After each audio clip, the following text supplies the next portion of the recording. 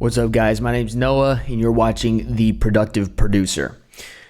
So I wanted to talk about one thing in Ableton that you may be using, you may not be using, and you may be using it wrong. And it is the Collections tab in Ableton. So there are a couple of ways that you want to be using this, and there's a few ways that you don't want to be using this. And it's all within the guise of efficiency and productivity. So the first point is actually using this thing because it is extremely efficient. What it is right up here at the top corner, you can adjust what you want to see in this tab. They have multiple colors that you can name to whatever you want, and you can drag and drop things into those folders.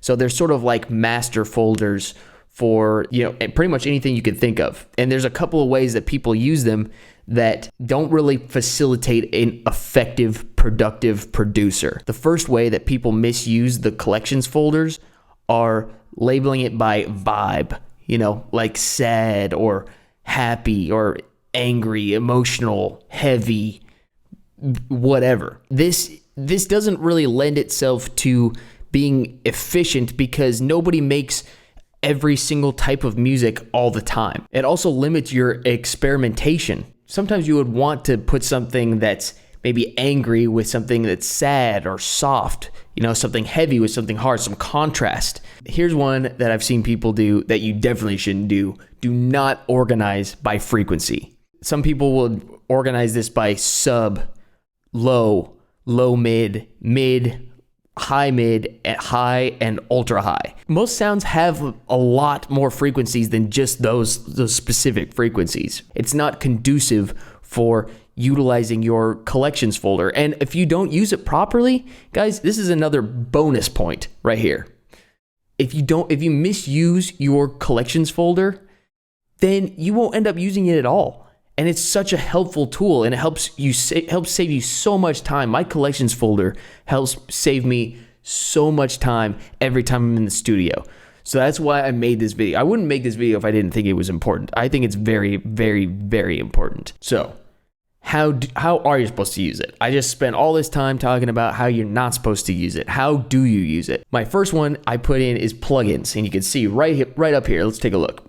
These are all my plugins that I use regularly. If you used a plugin one time and you liked it, but you haven't gone back to it in 4 or 5 projects, it doesn't belong in this folder. You want to keep those separate from the ones that you do use all the time, because every single time you roll your mouse over to click on that plugins folder, click on the drop down menu and scroll through trying to find that plugin, even if you have to go up there and type it in, it takes more time that you could save just by dropping it into that collections folder. With the rest of these collections tabs, you want to make sort of like an all-star sample pack. You're basically taking all the best samples from your sample packs, Splice, Cymatics, Echo Soundworks, any of the big name sample packs.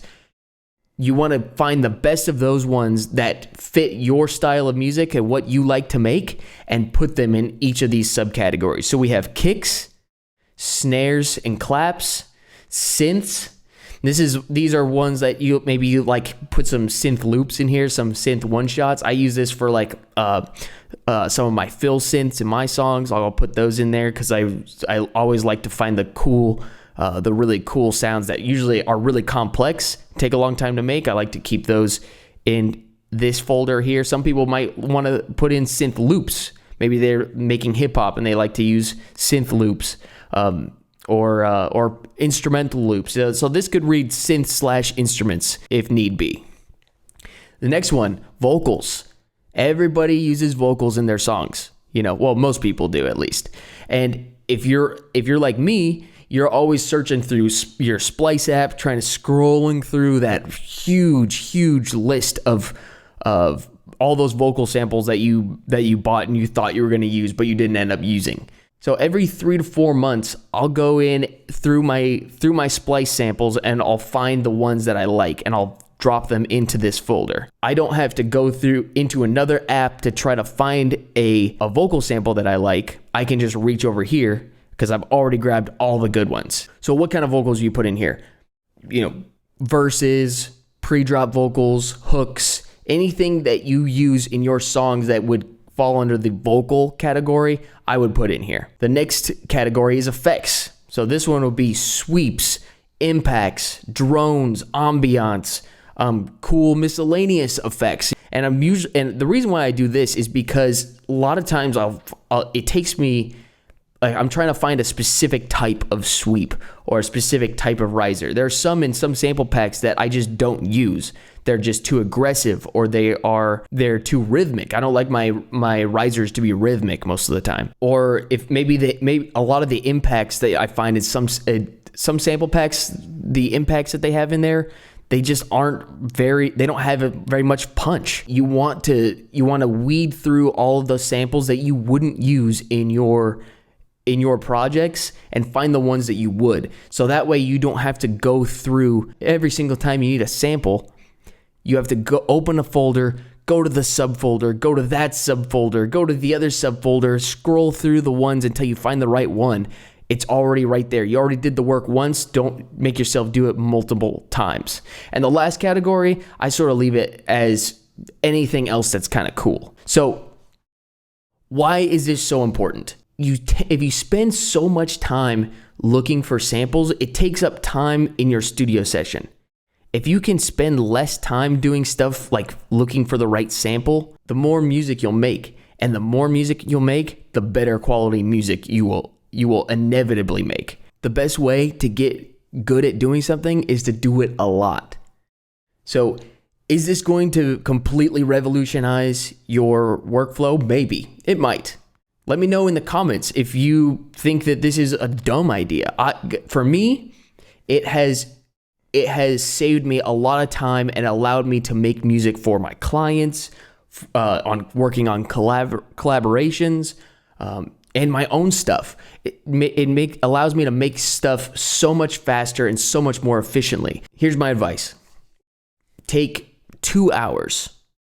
You know what, probably make it maybe 4 hours. However long it takes you to set up these categories and go through all of them. Splice, your generic samples folder, even presets. If you're reaching for the audio effects in Ableton and you're reaching for that OTT preset a lot, drop that one in your plugins folder and just go through, spend the time, and make this all-star pack, this highlight collections of your sound. And every 3 months or so, go through each of these categories and ask yourself, have I used any of these samples? Is there a sample in here that I don't really like anymore?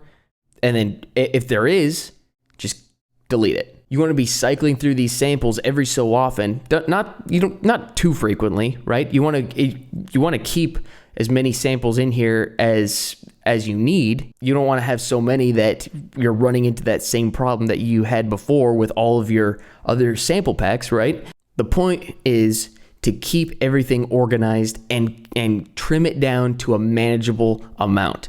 And that way you can spend less time searching for the right sample and more time working on music.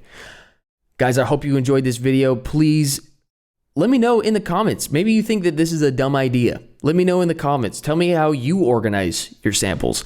Just let me know what you guys think. And please subscribe. We're making videos every Friday. So I'll see you guys next week. Peace.